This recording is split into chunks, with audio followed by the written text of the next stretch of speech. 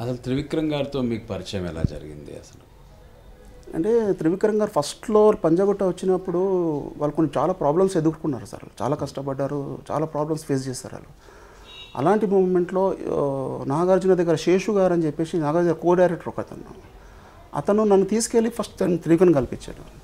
కల్పించినప్పుడు వీళ్ళు కలిసి త్రివిక్రమ్, సునీల్ వీళ్ళంతా మనకు ఫ్రెండ్స్ ఉండే సార్. నాకు వాళ్ళు ఒక లవ్ మ్యారేజ్ చేస్తారు సార్. ఫస్ట్ ఎవరిది?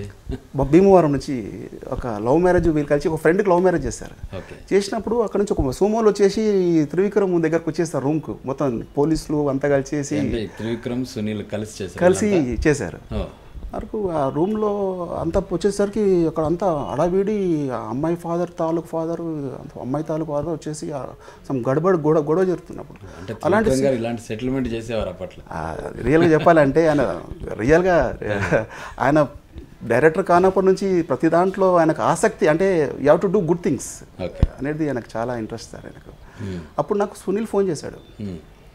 టక్మన్ ఫోన్ చేసి మా నిక్కు అన్నాడు.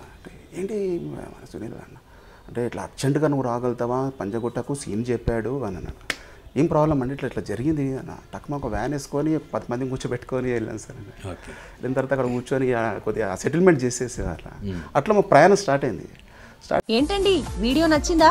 అయితే ఓ లైక్ వేసుకోండి, లేదంటే ఓ కామెంట్ చేయండి. ఎప్పటికప్పుడు మా వీడియోస్ చూడాలంటే సబ్స్క్రైబ్ చేసుకోండి.